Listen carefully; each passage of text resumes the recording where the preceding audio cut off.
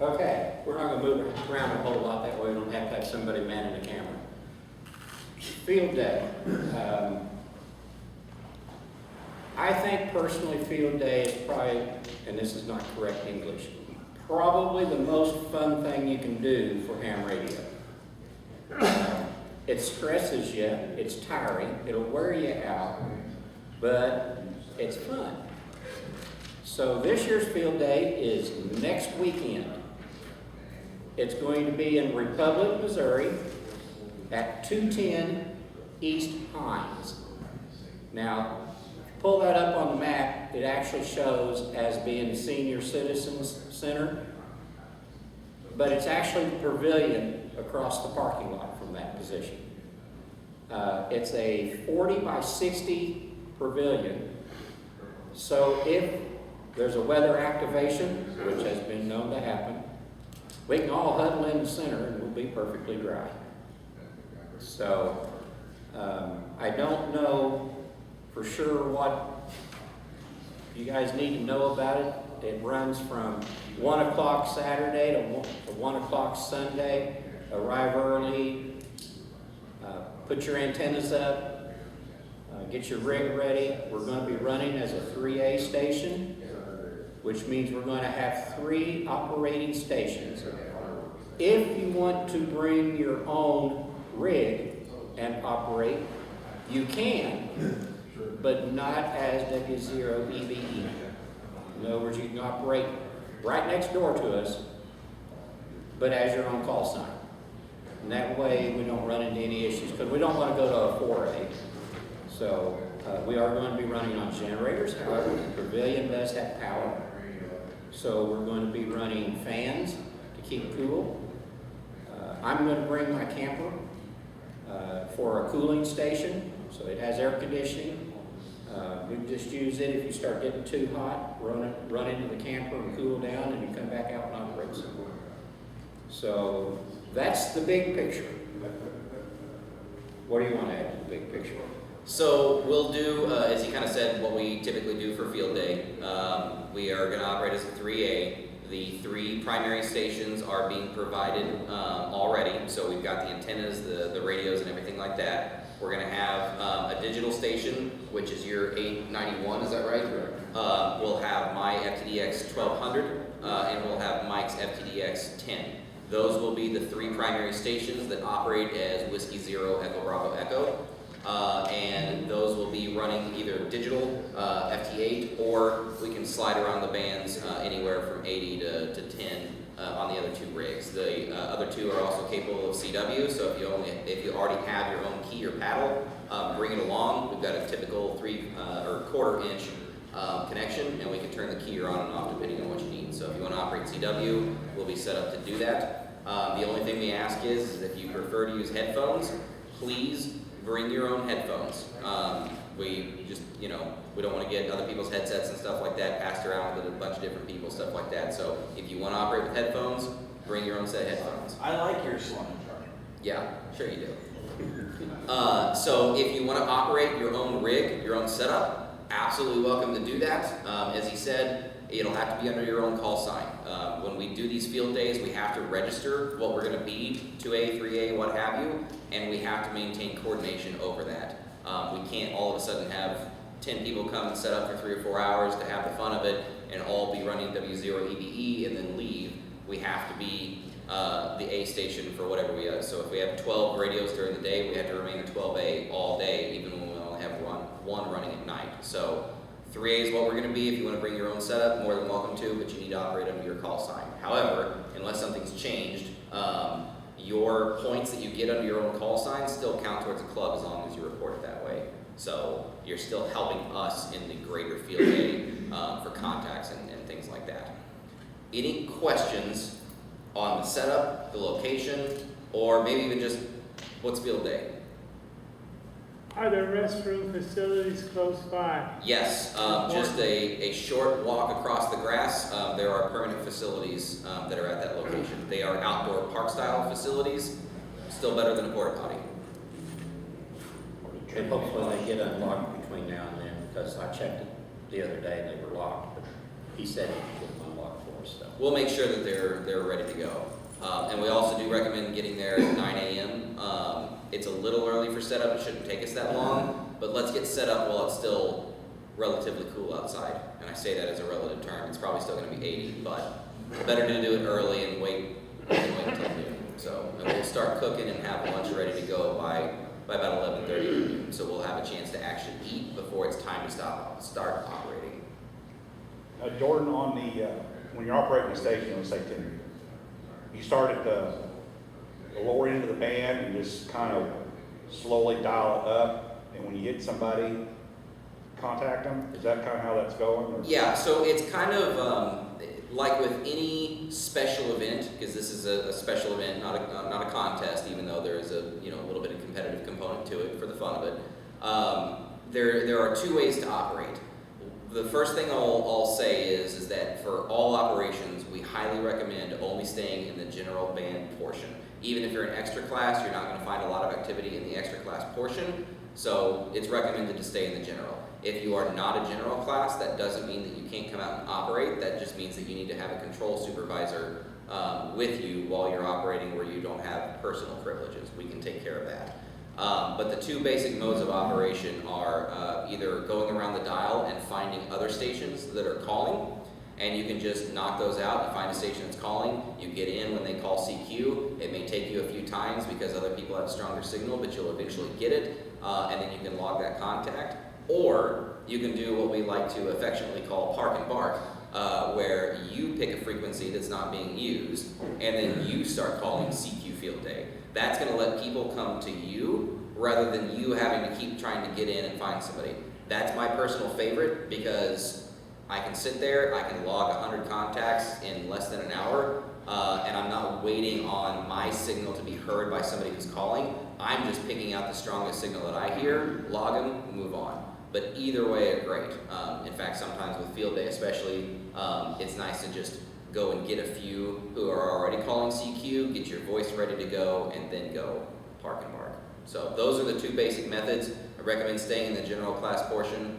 And the other thing to note for field day is that when the radio is set on a band, please do not change the band unless you get a hold of me or Mike or Robert, because there are special things that we have to do and coordinate before we change those bands to make sure that it's ready to go. What kind of special things you got to do? Make sure nobody's working the same band. Nobody's working the same band, making sure that the band you're going to is not a direct harmonic. So if I'm sitting on 20, we want to make sure that if somebody's going to operate 40, that they're somewhere away from what that harmonic is going to generate, because otherwise they're just going to splatter all over 20 where I'm trying to work. And it may also be the antennas. Some of the antennas that we have to set up are manually configured for different bands, where we need to change that in order for the radio to be able to be somewhere in the narrow region for the internal tuner to work. So it's something that, although most likely nothing is going to happen, it is potential to cause physical damage to the equipment. Like my antenna, if I change I have to go literally stretch it up, stretch it down, or change a jumper to go to a different band. Yep. Good question though. Anything else on field day? Anything outside of just the radio operations? I mean, I think most of us in the room have been to at least a field day or two in our lifetime. But is there anybody that's not familiar with what field day is? Is anybody going to operate on solar? Not this year. If somebody wants to bring their solar, you're more than welcome to. Or are you gonna? Okay, actually, solar. Yeah, he's gonna have that as a midterm, and then he can hook to the generator if needed. But the other two stations will be generator. The all generator? Yeah, still considered emergency power. All the radio and computer and everything will be powered off that. Fans and lights won't. Other than the solar, anybody else going to be working like a battery for a little bit? And then Well, my solar set will be a battery. Basically, my solar panel will charge the battery, the new battery I just bought that I want to find out how well it works. And probably as long as the sun is shining, I'll be in good shape. But how late into the night can I run off the battery before I have to switch over to How generator? much charging do you have on your battery? Do I? How much solar do you have? I've got a 100-watt solar panel going into a 100 amp hour lithium ion. Pretty good setup. And you're not even going to be running 100 watts, right? I'll probably somewhere in the neighborhood of 40 or 50. So with overhead of the radio and the receive itself, let's call that maybe 60. So as long as it's a good sunny day, he's going to be netting power rather than expending it. So it'll be interesting to see. You know, at the end of the day, field day is designed to test these emergency setups. At the end of the day, if any of us actually activate a situation, we're probably going to be running on a generator if we have the ability. But that's why his station will have the option to at least see, hey, solar and a battery. This is, you know, a good way to do it if you know, no generator is available. But the entire operation will be emergency power in some form. Have you had anybody bring like 3 or 4 batteries, run one, switch to another and charge that one, and go back and forth? I mean, it's a lot of work. You can actually charge your battery while running your battery. We actually had a field day, it was back in the Red Cross days, to where a commercial company brought out I think it was only 2 panels, but a 2 panel with a big battery bank, and we tried to run the whole thing off of that. I don't remember how, we weren't successful for the full 24, but we ran it for quite a while off of that battery setup. And it wasn't solar. Yeah, it was. They had 2 solar panels on it, 2 or 3, and a big battery bank. So I what was they just talking about somebody bought batteries only and used a generator to charge them. you can. Yeah. I mean, it's a lot of work. It's a logistics thing. So like last year when we operated, last few years when we've operated out of my shop, even though we were using the 5,000 and whatever was, I think the 10 sitting next to us, we were actually still considered emergency power because it was running through a UPS. So if the power went out, the radios would still continue to function. So there's a lot of different ways to run on battery and solar and the mains while still fitting into that emergency category. The actual just battery swap, let it charge and then come and operate, I've not seen anybody go that particular method. Usually you would just leave the panel connected to a battery the whole time, and if you're not running 100 watts or more, there's not a lot of reason to swap the battery out. Yeah, last year I had a rather depleted lead acid battery, and I had a 6 amp charger connected to it at all times, and I was able to run until midnight, 1 o'clock. So, I mean, That's not too bad. yeah, it wasn't too bad, and the battery itself, like I said, it was not a good battery. But you got a good setup for that solar. Yeah, I even bought a cheap controller for it, so hopefully everything works out all right. But yeah, I'm bringing my whole setup. So another thing to consider: we are going to be in a city park, so I don't know if Republic sprays for bugs, but you can't get rid of the mosquitoes; they're going to land on you. So bring your bug spray. Bring water. We're going to have water, but if you've got anything you prefer to drink, be sure to bring that. Matter of fact, if you're going to be there for a while, bring enough for more than one person, because liquid's going to be wanted. It's worth mentioning too that this is, like all SMARC events, a potluck. We're going to provide the meats, but we do ask you bring side dishes, desserts, but more importantly for field day, we're going to call out drinks. So if you're looking for something to bring to give towards the greater good and add to the buffet, a drink is going to be a good one because we will go through those pretty quick. Gin and tonic?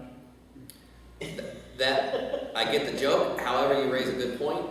This is also another typical SMARC event and in a public place. We will be alcohol free. It's going to be family friendly, all that kind of stuff. So We hope to actually have kids. This, like I say, it's a city park. So we want to have people show up and see us operating. That's kind of one of the goals, actually, is to have people see what a field day is like. What is a ham radio? That's what we want to see. Do what's that? Are we doing a go-to station? We have decided this year not to do a go-to station, mainly because it is a pain in the butt to get a station set up that generally sits unused and gets torn down. However, the idea of the go-to station, if you take points out of it, like just getting the points for having a go-to station, the idea is getting people on the air who either don't have their license or haven't operated in a long time. We can still effectively do that with the 3 radios we have set up. So anybody in that situation, come on down, no problem at all. It just won't be called a dedicated go-to station. We're not going to be hammering the airwaves solid. So, I mean, if somebody wants to come in and operate one of the 3A stations, it's going to be available. Especially overnight. Yeah. If you can pull it overnight, when by the way, it's gonna be cooler than the daytime, please come out. Yeah. Because it is very difficult to find people to operate over evening, so. Yeah, anybody comes out past midnight, great, glad to have you. Is that it? Any more questions? Who all's gonna make it to field day? Okay, all right. So is there gonna be some signs? You said well, in a park, you're gonna get some good exposure just from that road, right? Just on- Yeah, we've got several SMARC banners that we use that we'll probably try to deploy. We'll do at least at the entrance to the facility, even though you'll see us. I mean, the pavilion is 40 feet from the roadway with nothing in between it. You're going to see us all set up out there, but we'll still put a banner out there. We may try to put one at the end of Hines where it meets 60 down by the price cutter and all that, just to try to drive some people in. But you know, we'll obviously have to work out that day if we're allowed to put it there, that kind of stuff. So. Yeah, you go pounding those T-posts in, you gotta make sure there's not fiber optic down. Who knows, they got fiber optic everywhere now. Well, in Southwest Missouri, 36 is supposed to be the minimum, but that's a fantastic point, and we'll make sure and take that into consideration when we do it. What we may do is a cinder block method, just put a cinder block or sandbag on top of a mount. But either way, we'll figure something out that we can do, but we'll at least have one at the entrance. It's going to be hard to miss. You know, I mean, you're going to see us out there and the antennas and everything else. There's So. a lot more natural traffic just by there than you have out Yeah, and there's no blockage, there's no bushes, there's no fence line, anything like that. I mean, if you're driving by the road, you're going to look over and be like, hey, what's going on there? So. Yeah. Do we have to have a special permit to operate in a public park? I've got that all taken care Okay. of. I've been working on this since December, Okay. and it took like 4 months just to really get them talking positively about it, but I've got permission from the Parks Department, the Police Department, the Fire Department, the Health Department, the city government has said okay, so Any department you can think of has been contacted. it had to go through every one of them. And to be honest with you, that's a good call out. We get the question every now and then of why we're not doing this in a Springfield park somewhere, because we are generally based out of Springfield. It's for that exact reason. We cannot get a permit from the city of Springfield for any of their parks. Primarily, the antennas are an issue, as well as 24/7 operation. They just will not allow in most cases. Even down by the lake that used to be kind of a little looser of a rule set has still been an almost impossible feat to do in the years past. So that's a great question, and that's why we're not in Springfield and we're at Republic. Well, Republic has the same requirements so far as no 24-hour operations, but because, and I pitched it to them as an emergency practice, which is what field day is. And by the time it got through all the city governments, they're not even charging us for the use of the park. The Kiwanis Club, so far as I can been able to find, is not charging us for electricity. I don't know if Kiwanis has to pay the electricity or City Park's doing it, but basically we're getting this thing free, and in my opinion, it's the perfect facility to do it in. So it's wide open on the sides, any air movement will come through, but we're covered we'll have shade, and if it decides to open up and pour on us, we're still protected. Unless, of course, there's a tornado like there was a couple years ago and Well, the roof gets ripped off. That's a But lot of fun when it blows the tent down. yeah, Well, it turns into a parachute. I don't know if anybody remembers the 2019 field day, I think it was, where we were literally had the whole group holding the tent down because it was trying to blow away. It was probably the worst field day I've ever been to. It was a super hot setup. It was miserable. And by the time we started operating, it started raining, and then we were just trying to get the equipment loaded before it got destroyed. We're not going to have that trouble this year. Yeah, because we're not going to be able to hold down that pavilion. I would say just run if that starts happening. Yeah. If it starts flying, I'm running. Yeah. Well, the good news is there's a ditch right there. So, I know what Mike will do, he'll grab his radio first, then go to the ditch. Yeah, yeah. I don't blame them, I'd do the same thing. Worst case scenario, you put the radio over your head. And I think Mike was worried about driving vehicles. There was a group there on the way in today, because I was gonna test out the lights. There was a group there, they had vehicles right there next to the pavilion, so. We think that things are solid enough with the sunniness and all that kind of stuff we've had for several days, even when we get, you know, a sprinkle or a little rain that I think they're calling for this week at some point in time. I don't think it's gonna hurt anything. So I think we'll be good there. That means that the walk over the short area of grass to get to the bathrooms should be nice and easy as well, so. Anything else? Is everybody excited? Put it on your calendars, be sure to come out and work some contacts. Next Saturday, 9 a.m. is when we start setup. If you have any questions, obviously reach out to us as always, but all the information is on the website. We are listed on the ARRL Field Day Finder, so we should have some random people show up as well. And feel free to bring the family. It is a family-friendly event. Yes. So there you go. We'll see you next weekend.